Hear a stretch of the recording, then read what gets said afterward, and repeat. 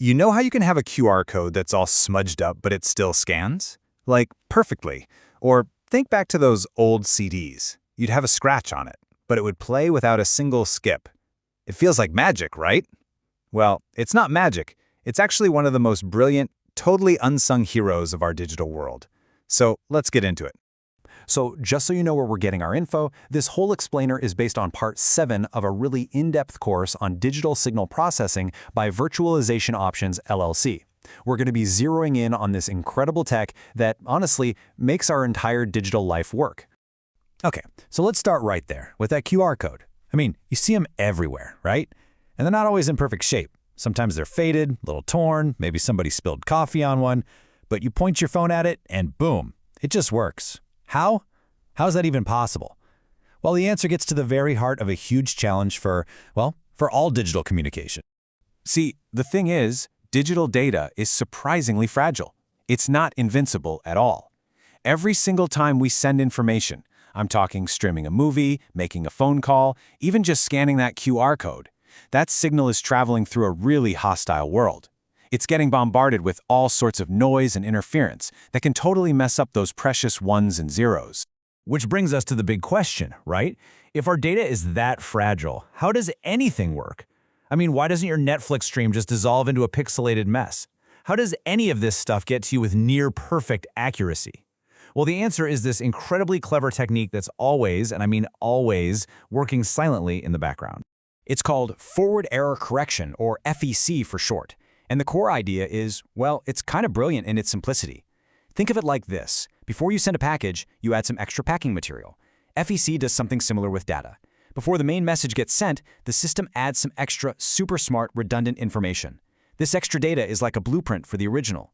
It allows the device on the other end to not just see that there's an error, but to actually fix it right then and there. It doesn't even have to ask for the data to be sent again. It just heals itself. So here's the whole journey, step by step. You start with your original data. It gets encoded with this protective shield of extra info. Then it goes out into the wild, that noisy, messy world we talked about. But on the other side, the decoder is waiting, and it acts like a medic, using that extra data to patch up any damage, to heal any corruption. And just like that, voila, the original message is perfectly put back together. It's a completely invisible, totally self-healing process. Now, FEC isn't just one single trick. It's a whole family of really powerful mathematical codes. And to see how this actually works in the real world, let's zoom in on one of the most important ones out there, the Reed-Solomon codes.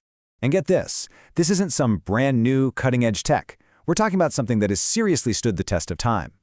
These Reed-Solomon codes, they were invented all the way back in 1960. Yeah, 1960, by two geniuses named Irving S. Reed and Gustav Solomon.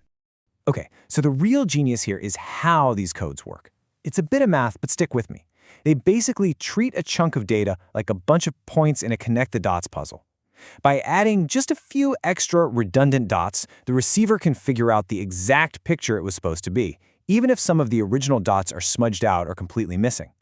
This makes them incredibly good at fixing something called burst errors. That's when a whole sequence of data gets wiped out at once, like a big physical scratch on a disk. And again, this isn't just some theory in a textbook. Reed-Solomon codes are the invisible engine running inside so many things we use. We're talking CDs, DVDs, our QR codes, digital TV, even signals from satellites in deep space. They are literally everywhere, just quietly making sure everything works. So that's it.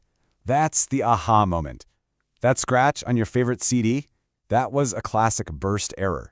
And inside your CD player, that Reed-Solomon decoder was working like crazy, using that extra data to rebuild the missing bits of the song in real time so that you never even heard a skip. It's literally data healing in action. So you see, this is way bigger than just a neat trick for old CDs. Error correction is one of the absolute fundamental pillars holding up our entire digital world. It really truly is the unsung hero. Just think about it. Without these codes, streaming video would be a glitchy mess. Digital TV would be unreliable. Storing data would be a total nightmare. It's this constant, invisible fix that gives us the rock-solid reliability that, let's be honest, we all totally take for granted. And all of this leaves me with a really fascinating question. Forward error correction was this elegant solution to a massive problem, data getting corrupted in a noisy world. So as we push forward into things like AI, quantum computing, ridiculously fast wireless networks, what's the next huge, invisible problem that's going to need some clever piece of math to solve it? What do you think is going to be the next unsung hero of technology?